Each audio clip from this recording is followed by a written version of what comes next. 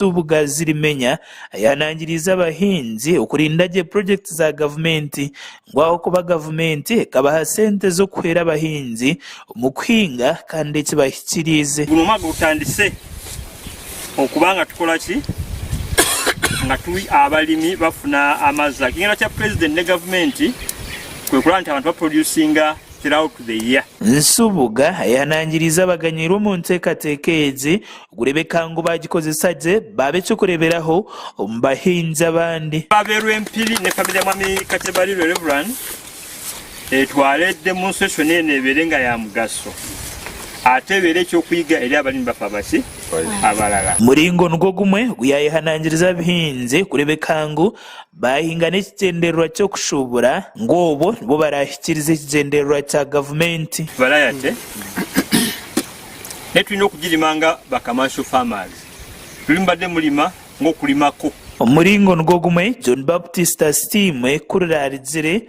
District Production Officer nawe ahigira abantu abandi okuhika hehi n'abaganyiro mu nteekateeka gurebeka ngo badiretse babegeraho ko bashaba ngo mushike hihi na Reverend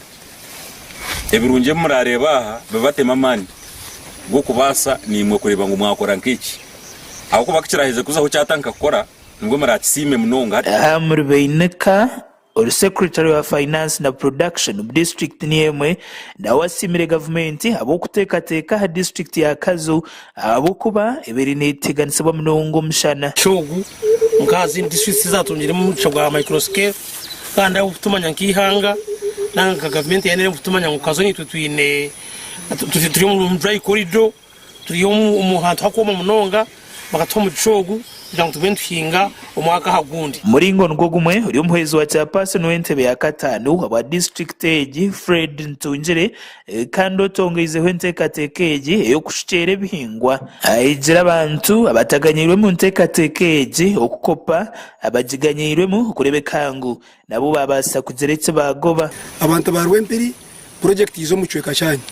nobwo yabeyiza o Reverend konka abantu muza kukopa araba kwasa kugira sente nk'abantu bakakopa bakekoroma kagabo abahinzi abatara bamwe na bamwe abaganyira mu nteekateeka basimire gavumenti abo kubateekateekaho kandi bahiga okuba ari kuza gukora ekiri kubasikatona kurebeka ngo bayongera ahantasi yo mu maka gabo kandi imbaraganisa ntwija facility yo kugirinda abo ko turukwenda ngo esiskare kandi yitwa abantu bitu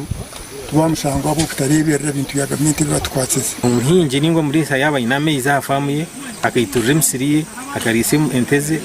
akayishira icyayine cyona tukirwa mu sente makuraga gasha kwa Sima Naume wa Sky